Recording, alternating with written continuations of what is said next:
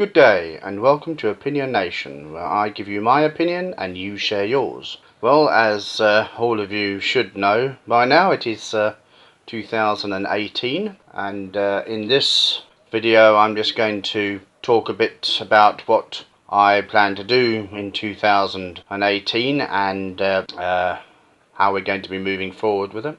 As some of you may know already, I had a hip replacement in November 2017, so I have been recovering from that, hence why it's taken me so long to actually do this video.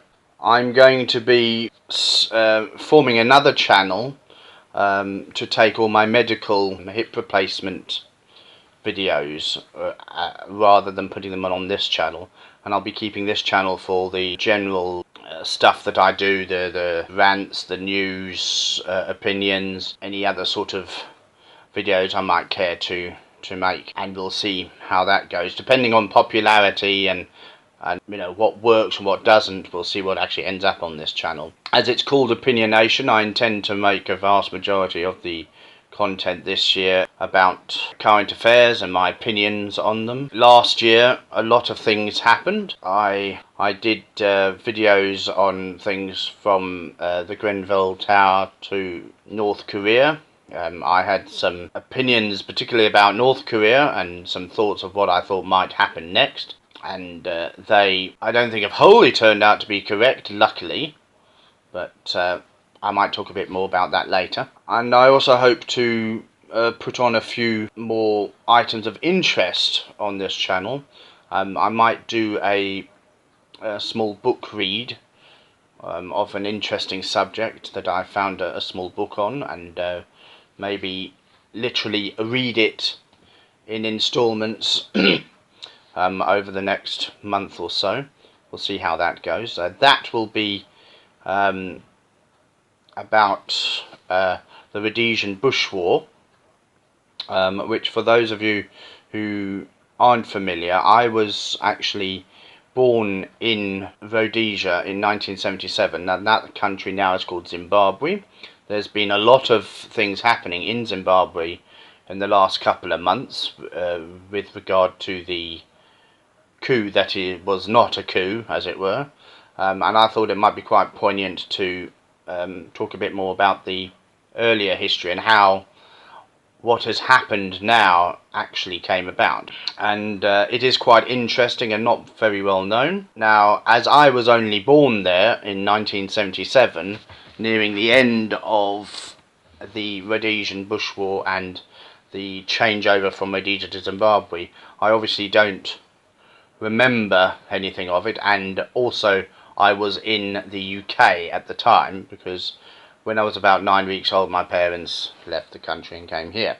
So this book that I found explains quite well why the Bush War happened, and also what happened during the course of it, and how it ended, and how Rhodesia eventually became Zimbabwe. So I think I'll do that, and then it is a very short book, so it shouldn't take too many videos, but it'll give us a nice series. So that's what I'm going to do, and then we can discuss our points of view on that as we go along. I might do a few other things that interest me, as most of you, or some of you will know, I'm quite interested in paleontology as well as history, so I might do a bit on that. Like if any new finds are discovered, maybe I'll do some videos on that. And then just general current affairs. For example, at the moment with North Korea, it's very interesting to see that there are actually talks happening and scheduled to happen between North and South Korea. Initially the talks were over the North Korea participating in the Winter Olympics, and then after that they actually are going to have what they call military peace talks, which is the first time in many years that has actually happened, because they actually have to upgrade the communication system for that to actually happen. So I don't think talks of this level have happened between the North or the South for a number of administrations in America. And it's very interesting how Donald Trump's intervention, I think, is directly linked to this talks. Because I kind of think now that he had a bit of strategy behind it. It wasn't just, oh, I'm going to threaten and start a war, because clearly that's not happened yet.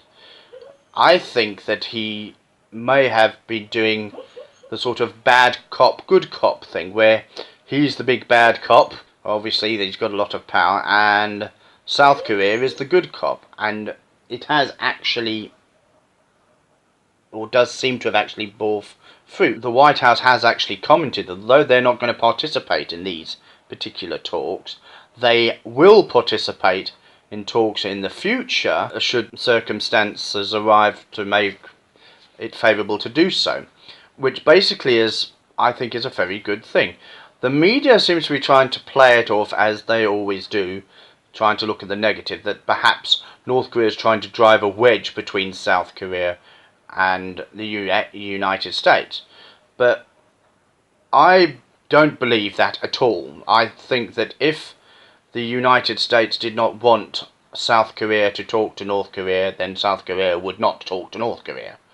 You know, that it would be quite simply, that's how it's done.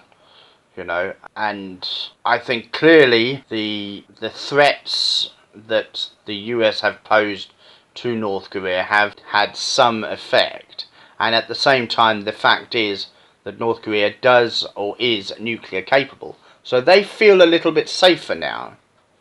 And as they are feeling a bit safer because they feel like they've got the power to at least discourage the US from attacking, they then feel more confident at negotiating. So maybe something might come of this.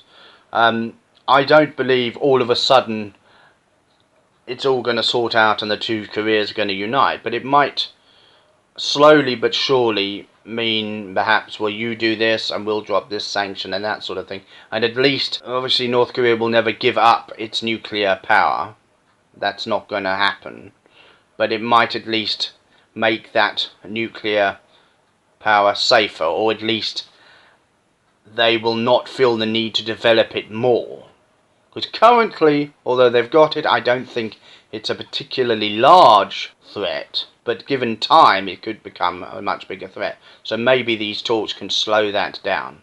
Because that's basically the best we can hope for. And then hopefully avoid a war. It's clear that Donald Trump did not, or at least does not want a war. Because knowing his type of personality, if he did, he would have had one by now. So in a way, it seemed initially to me like he was dragging his heels and he was just full of hot air. But now that this dialogue has started up between North and South, I think perhaps there was a plan behind it, and it might have been that bad cop, good cop idea. I might be wrong, as I have been in the past, but we'll see. But I think at least maybe we have avoided some very unpleasant news stories in the future with this dialogue, and we'll see how it goes. So hopefully this bodes well for 2018. Now, of course, I don't want to make this a video too long. Most of my videos I'm going to try and limit between 10 and 20 minutes, perhaps a little less. But, you know, I just wanted to give you a heads up of the fact that I'm back. I'm going to be doing a video on my hip replacement, which will go up on my new channel probably during the course of this month. But suffice to say is that at the moment things are progressing. There's a few hiccups, but, you know, that's life. I'm alright with that thing. And we shall see what 2018 brings as far as the world goes. There's a lot of exciting stuff happening as far as Brexit goes. Obviously, Trump, constantly in the news, will keep us on our toes. I still feel that he gets a bit of a bad rap in the media, but at the same time I think he brings a lot of it down on himself as well by some of his weird tweets. For example, the one that he did this morning, where he's decided not to come to London in February to open the new US embassy because he does not agree with the business deal that was done by the Obama administration to actually build it, and he thinks it was a bad deal. I think in real terms he is or at least not coming, because basically the media's whipped up London so much that every second person in London hates his guts, and he just doesn't feel like he wants to visit an unfriendly city, which I can understand, but I think it's so obvious that's the reason, that to try and make an excuse and blame it on a previous government is a bit, well, stupid, because people are going to see through that. But, I don't think it's fair that he should have to postpone his visit. He is a world leader. He has not exactly done anything particularly wrong, so I think he should be respected as such. We entertain other world leaders who are far worse than him in this country, and we don't say a single word about it. There's a big double standard as far as the media goes as to who they make look bad and not. I am sure that we have had some world leaders visiting us from countries that are severely oppressed, or where they treat women as second-class citizens, or have huge populations of poor, or are in fact dictatorships. One thing I can think of is when the Chinese premier visited. There was a little bit of, oh, well, China's got human rights violations, but not a lot. Well, I think there's a lot more negative things that could be said about him than of Trump, but that's the hypocrisy that we live in at the moment. Anyway, so those are a couple of my opinions of what's going on now, and what we will be talking about in the future. I'd like to wish everybody a happy new year and all the best for 2018. If there are any comments that you have on what I have done or will be doing, or what you might like to see me do, then please leave them in the comment section. I will be trying to upload a video at least every second week, but I'm going to actually try for at least once a week, but health wise we'll see if I'm capable of doing that, and if you'd like to get notification, obviously, of when I do upload, subscribe and press the little the bell icon that's on I wouldn't press a belly button, that's not going to help. The bell icon on the screen, and we'll see. Maybe I get some more followers, and we can maybe in the future have some bigger discussions. Anyway, so this is me signing off for Opinionation. I do hope to talk to you guys soon, and all the best for the coming year. Over and out. Bye.